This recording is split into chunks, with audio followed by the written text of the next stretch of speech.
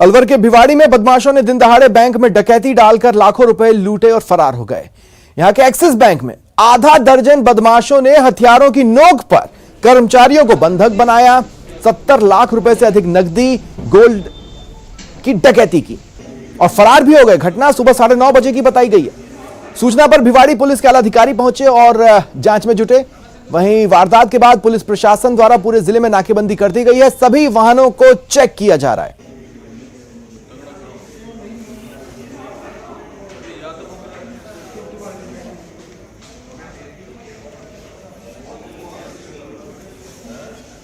रिको चौक भिवाड़ी के अंदर axis bank है, जहां एक डकैती की वारदात हुई है। संभवतः 5-6 आदमियों ने गन पॉइंट के ऊपर लूट की है। बैंक मैनेजर साहब से पूछताछ कर रहे हैं, कितना अमाउंट वगैरह गया इसके बारे में बैंक मैनेजर हमारे को देंगे। गन पॉइंट पे संभवतः मोटरसाइकिल पे लुटेरे डकैती करने वाले आए थे, जिनकी हम सरगर्मियों से तलाश। 9:30 बजे के आसपास जब बैंक खुलता है तो उस समय करीबन 5 जने थे, 3 मोटरसाइकिलें इन पे आए थे और आकर के उन्होंने हथियार दिखाए मैनेजर साहब वगैरह को और सारे स्टाफ को लॉकर रूम में एक बगल वाले रूम में बंद कर दिया।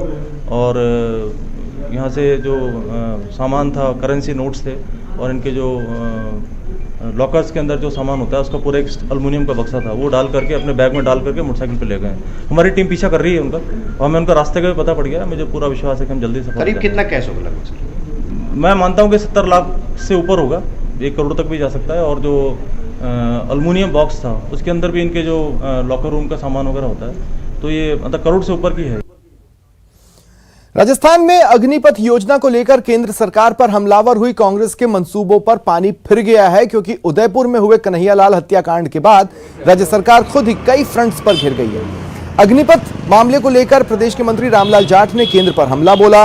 उन्होंने कहा, 1 साल सांसद रहने के बाद लोगों को जीवन भर पेंशन मिलती है, अग्निपथ के अग्निवीरों के साथ अच्छा नहीं हो रहा।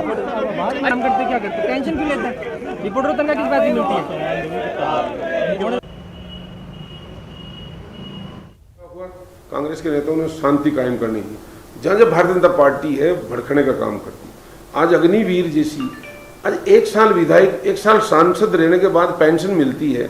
आप उस आदमी को, जो नौजवान साथी है, उसको आप 5 साल 4 साल की नौकरी दे रहे हो, 3 साल की नौकरी दे रहे हो और उसमें उसको पेंशन नहीं है। एक मिलिटेंट खड़ा कर रहे हो आप, आने वाले समय में ट्रेंड शुदा आतंकवाद की तरफ जाने के लिए देश को खड़ा कर रहे हो। किसी ने सच कहा है, झूठ के पांव नहीं होते। कुछ ऐसा ही हुआ है जालोर के वालेरा मठ के महंत पारस भारती के साथ, जिन्होंने अपने विरोधियों को फंसाने और बदनाम करने के लिए रच डाली खुद के अपहरण की फर्जी कहानी। महंत ने बनाई खुद के अपहरण की प्लानिंग।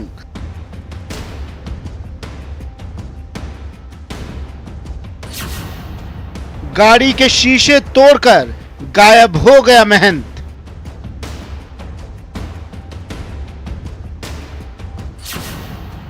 अपहरण की झूठी कहानी का पूरा सच। जालोर जिले के सायला क्षेत्र के वालेरा महंत, जो पिछले 3 दिनों से गायब थे, उन्होंने किस तरीके से झूठ की रणनीति बनाई और 3 दिन तक जालोर सहित तमाम जो पुलिस थानों की टीमें थी उन्हें गुमराह करते रहे। और उसके बाद सिरोही जिले के रेवदर के पास खुद ही एक आबकारी थाने में जाकर के एक झूठी और कहानी रची और उसमें कहा गया कि मुझे बदमाश यहाँ कर पटक गए। लेकिन जिस तरीके से एक महंत के द्वारा झूठा षड्यंत्र रच करके पुलिस को 3 दिन तक गुमराह करते रहे और पूरे प्रकरण को लेकर आज जालोर पुलिस ने बड़ा खुलासा करते हुए महंत की तमाम करतूतों को सामने लाया है। पुलिस की गिरफ्त में महंत पारस भारती और कोतवाली थाने में लगी लोगों की भीड़। ये नजारा है जालोर के उस थाने का जहां पुलिस ने खुद के अपहरण की साजिश रचने वाले महंत को अपनी गिरफ्त में लिया है। पुलिस ने खुलासा किया है कि महंत पारस भारती ने अपने खिलाफ साजिश रचने वालों से बदला लेने के लिए खुद की किडनैपिंग की कहानी बनाई और गाड़ी के शीशे तोड़कर कपड़े जूते बिखेर कर गायब हो गए। लेकिन पुलिस ने पूरी सच्चाई का पता लगा लिया। मोहनाराम निवासी वालेरा, भवाराम पुत्र मोहनाराम निवासी वालेरा व सूजाराम निवासी मेंगलवा, इन तीनों के साथ मिल करके महंत जी ने ये झूठी अपहरण की कहानी रची और 3 दिन तक वो अपने पहचान व सहयोगी जो कि पोसिंद्रा जिला सिरोही में धर्मनाथ जी महादेव मंदिर में जाकर के रुके और 3 तारीख की शाम को फिर वो स्वयं रेवदर आबकारी थाने पर पहुंचे। जालौर के वालेरा मठ के महंत के फर्जी अपहरण की कहानी शुरू हुई थी गुरुवार बीते 30 जून को। महंत 30 जून को जागरण में भाग लेने निकले। सुबह वालेरा के कांखी रोड पर गाड़ी टूटी हुई मिली। महंत के जूते और कपड़े घटना स्थल पर बिखरे मिले। ग्रामीणों ने पुलिस को अपहरण की जानकारी दी। पुलिस की 6 टीम महंत को खोजने में जुटी। महंत की बरामदगी के लिए संतों ने प्रदर्शन किया। महंत को ढूंढने वाले को 5000 इनाम देने की घोषणा। उधर पुलिस की जांच में खुलासा हुआ है कि 5 बदमाश महंत जी को उनका वीडियो वायरल करने की धमकी देकर उन्हें ब्लैकमेल कर रहे थे, इसलिए उन्होंने खुद के अपहरण की साजिश रची। पुलिस ने सभी 5 आरोपियों को गिरफ्तार कर लिया है। इन 5 मुलजिमों को जो महंत जी को परेशान करे तो उन 5 को दस्तयाब किया जा चुका है। 384 मुकदमा दर्ज करके अग्रिम कार्रवाई की जाएगी। ये 5 निवासी जो मुलजिम है जो बाड़मेर के, इनके द्वारा महंत जी को ये बताते हुए कि कोई गलत वीडियो है उनके पास, उसी के तहत उन्हें एक्सटॉर्ट करने का प्रयास किया जा रहा था। महंत के गायब होने के बाद जालौर का संत समाज काफी आक्रोशित था और विरोध प्रदर्शन के साथ आंदोलन की चेतावनी दे रहा था। अब जब महंत के अपहरण की फर्जी कहानी का खुलासा हो गया है तो जिला पुलिस ने चैन की सांस ली है। महंत को एक वीडियो क्लिप के जरिए कुछ बदमाश जो ब्लैकमेल कर रहे थे, पैसों की मांग कर रहे थे, ऐसे में उन्हें सबक सिखाने के लिए महंत ने इस तरीके की झूठी रणनीति रचाई और उसके बाद खुद ही अपने अपहरण के जो झूठी कहानी बनाकर 3 दिन गायब हो गए। इन तमाम चीजों को लेकर आज जालौर पुलिस ने बड़ा खुलासा कर दिया है और महंत को जो लोग ब्लैकमेल कर रहे थे उन्हें भी पुलिस ने गिरफ्तार कर लिया है। श्याम बिश्नोई, न्यूज 18 जालौर। बढ़ते आगे। उदयपुर हत्याकांड के आरोपियों को 2 दिन अजमेर की हाई सिक्योरिटी जेल में रखे जाने के बाद से यह हाई सिक्योरिटी जेल फिर चर्चा में है। आइए आपको दिखाते हैं जिस जेल में हार्डकोर बंदियों को रखा जाता है वो दूसरी जेलों से कितनी अलग है और यहां की सुरक्षा व्यवस्था कैसी है।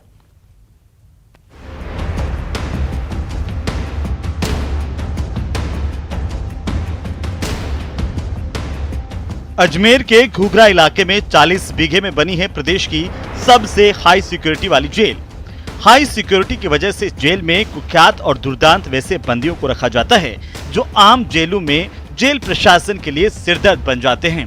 इस हाई सिक्योरिटी जेल में 264 कैदियों को रखने की व्यवस्था है, लेकिन इस वक्त यहाँ पर सिर्फ 82 कैदी बंद हैं, जिसमें अंडर ट्रायल और सजा याफ्ता दोनों शामिल हैं। सुरक्षा व्यवस्था की बात करें तो इस जेल की सुरक्षा में हथियार लिए आरएसी के जवान 24 घंटे तैनात रहते हैं। 4 वॉच टावर के जरिए जेल की सरहद और अंदर की गतिविधियों पर निगाह रखी जाती है। जेल की बाहरी दीवार 40 फीट ऊंची है और इसके ऊपर लगे वायर में 50 वॉट का इलेक्ट्रिक करंट 24 घंटे फ्लो करता है। इस हाई सिक्योरिटी जेल में आम जेलों की तरह बैरक नहीं होकर सेल बनाए गए हैं। हाई सिक्योरिटी जेल में 4 बड़े ब्लॉक हैं, जिनमें से 2 ब्लॉक में 5-5 और बाकी 2 ब्लॉक में 6-6 सेल हैं। हर सेल में अधिकतम 3 ही कैदी को रखा जाता है। इस जेल के भीतर 4 वार्ड है और सब बिल्कुल अपने आप में एक तरह से अलग अलग जेल कह सकते हैं। एक दूसरे से उनका मेल मिलाप नहीं हो सकता। एवं इनको ये भी पता नहीं रहता है कि बगल वाले बैरक्स में कौन रह रहा है। तो इस तरह से कठोर नियंत्रण के ऊपर रखा जाता है और आपराधिक गतिविधियों पर नियंत्रण करने का पूरा प्रयास किया जाता है। जेल से किसी भी प्रकार का अपराध संचालित नहीं हो, इसके लिए सीसीटीवी कैमरेज लगे हुए हैं, लाइव वायर रहता है और हमारा सुरक्षा जाब्ता यहाँ भरपूर है। हाई सिक्योरिटी जेल में बंदियों को 24 घंटे इन्हीं सेल में रखा जाता है और इनकी निगरानी सीसीटीवी कैमरे के जरिए की जाती है। इस हाई सिक्योरिटी जेल में कई कुख्यात बदमाश रहे हैं और कई अभी भी रह रहे हैं। एक समय में प्रदेश में आतंक का पर्याय बन चुका आनंद पाल भी इसी हाई सिक्योरिटी जेल में रहा था और यहां से नागौर पेशी के दौरान लौटते वक्त फरार हो गया था। इसके अलावा लोरेंस बिश्नोई, पपला गुर्जर, संपत नेहरा और रोहित गोदारा जैसे बदमाश भी इस जेल में रह चुके हैं। जो हार्ड सिक्योरिटी जेल है ये राजस्थान की अपनी प्रकृति की एकमात्र जेल है और यहाँ पर इस प्रकार के कैदी रखे जाते हैं जो गैंगवार से जुड़े हुए हो, सुरक्षा कारणों से या अन्य जेलों से प्रशासनिक कारणों से यहाँ स्थानांतरित होकर आते हैं, उन कैदियों को रखा जाता है। इस कारागृह में जेलों से कैदियों को स्थानांतरित किया जाता है, न्यायालय से सीधे कोई भी कैदी यहाँ नहीं आता है। और इस जेल की बनावट इस प्रकार की है कि यहाँ बैरक सिस्टम नहीं है, यहाँ सेल सिस्टम है। हर कैदी को सेपरेट सेल्स दिया जाता है और उन पर कठोर नियंत्रण रखा जाता है। इस हाई सिक्योरिटी जेल की सुरक्षा में आरएससी के 120 जवान तैनात हैं और खास बात यह है कि यहाँ पर कैदियों पर नजर रखने के लिए त्रिस्तरीय सुरक्षा घेरा बनाया गया है। इसकी वजह से किसी भी कैदी का यहाँ से भागने का सपना कभी पूरा नहीं होता।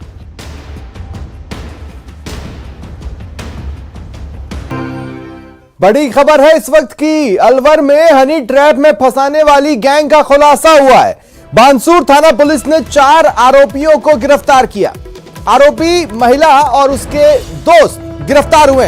रेप के झूठे मुकदमे में फंसाने की ये धमकी देते थे और धमकी देकर पैसे ऐंठे जाते थे। परिवादी ने बानसूर पुलिस थाने में इस संबंध में शिकायत दर्ज कराई थी। पुलिस ने 40,000 रुपए के साथ गैंग के सदस्यों को पकड़ा है। ये बड़ी खबर आपको बता रहे हैं। देखिए, गैंग के वो सदस्य जो कि लोगों को हनी ट्रैप मामले में फंसाते थे, उन्हें ब्लैकमेल करते थे, उनसे पैसे ऐंठते थे। इस संबंध में पुलिस को शिकायत मिली थी। पुलिस ने जांच करते हुए इन लोगों तक अपनी पहुंच बनाई और इन्हें गिरफ्तार कर लिया है। कुछ दिन पूर्व हमारे पास एक परिवादी आया और उसने मुझे कहा कि भाई मेरे को एक महिला है जो ब्लैकमेल कर रही है। जब हमने उससे पूरी कहानी पूछी तो ये मामला पूरा हनी ट्रैप का नजर आया।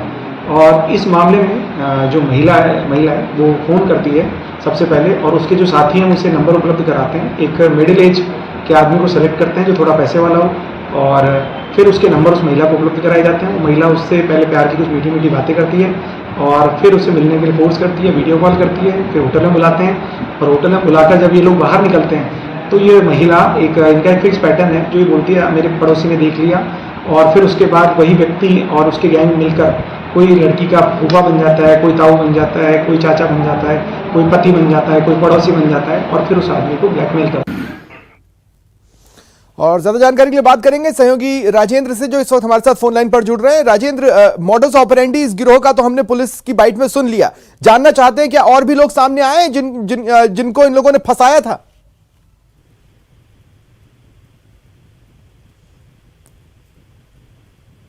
सुन पा रहे हैं राजेंद्र मुझे?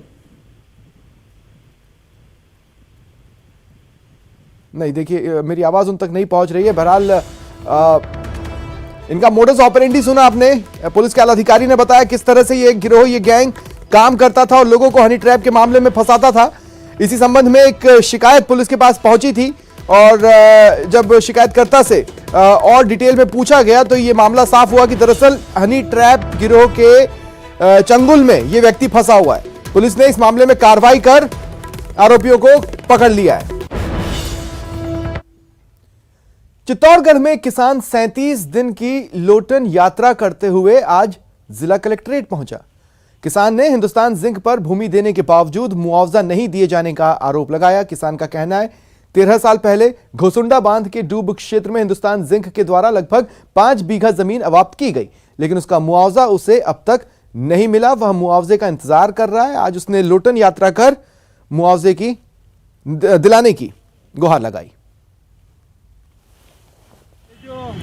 आज 37 दिन हो गए और मैं ये जो चावल की पोटली लेना आयो कृष्ण भगवान के जो सुदामा लीजिए आने वाले मूवी है जो पूरी भाव ही लेना आयो और भगवान के प्रति भाव रखते हुए है जो ये कायरता पूर्वक है जो प्रदर्शन कर रही हूँ। क्या मांग क्या कर मैंने जो मुआवजे नहीं देवे कलेक्टर साहब में कई बार हुई जो मैं रिपोर्ट दे चुकी होता है। कितने साल से मिली? 12-13 साल हुई है। जिंक है जो डूब क्षेत्र के काश्तकारों के साथ में अत्याचार कर रही है, जैसे कि ये शंकरलाल जी कुमाऊत है, एडीएम ने इनके पक्ष में फैसला किया था और जिंक ने अपील की, उनके अपील ने निरस्त की और इनका फैसला यथावत रखा। उसके बावजूद भी डिफरेंस राशि और ब्याज सहित पैसा नहीं लौटा रहे। पीसीसी में जन सुनवाई में पहुंचे ऊर्जा मंत्री भंवर सिंह भाटी ने बिजली संकट पर कहा कि अभी भी कोयले से संबंधित दिक्कतें हैं। केंद्र सरकार से हमें छत्तीसगढ़ में 2 कोल ब्लॉक आवंटित हुए, लेकिन छत्तीसगढ़ सरकार से अनुमति नहीं मिलने के कारण हम शुरू नहीं कर पाए। उन्होंने कहा, हम छत्तीसगढ़ सरकार से बात कर रहे हैं। हमारे अधिकारी 3 दिन के लिए छत्तीसगढ़ गए थे। छत्तीसगढ़ कोयला खदान के आसपास स्थानीय आदिवासियों का विरोध चल रहा है, इस वजह से छत्तीसगढ़ सरकार भी अभी अनुमति देने में असमर्थता जता रही है। भाटी ने कहा, हम कोशिश कर रहे हैं कि राजस्थान को आवंटित कोल ब्लॉक में काम की इजाजत मिले। हमने कोल इंडिया लिमिटेड से भी अतिरिक्त कोयले की मांग की है, लेकिन भारत सरकार से सहयोग नहीं मिला। मांग लगातार हम कर रहे हैं। भारत सरकार के द्वारा अभी तक हमें उसमें कोई सहयोग अभी तक नहीं मिल पाया है।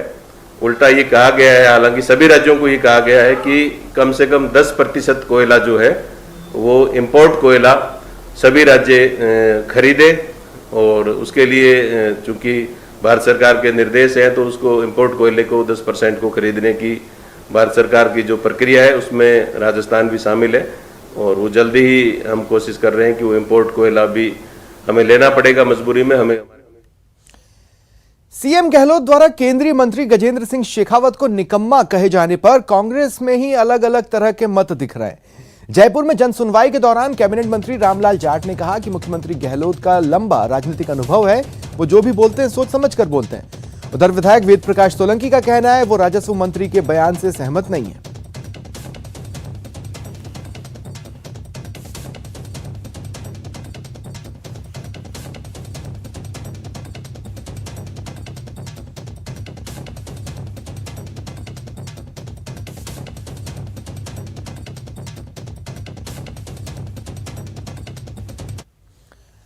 प्रदेश में मानसून की दस्तक के साथ ही वन विभाग की नर्सरियों में रियायती दरों पर पौधों की बिक्री शुरू हो गई है। आम जनता को हरियाली के साथ जोड़ने और पर्यावरण सुधार के लिए वन विभाग हर साल करोड़ों पौधों को आम जनता को बहुत कम दरों में देता है। इस साल प्रदेश की करीब 500 नर्सरियों में पौधे तैयार किए गए, जहां से करीब 40 प्रजाति के पौधे लोगों को रियायती दरों पर दिए जा रहे हैं।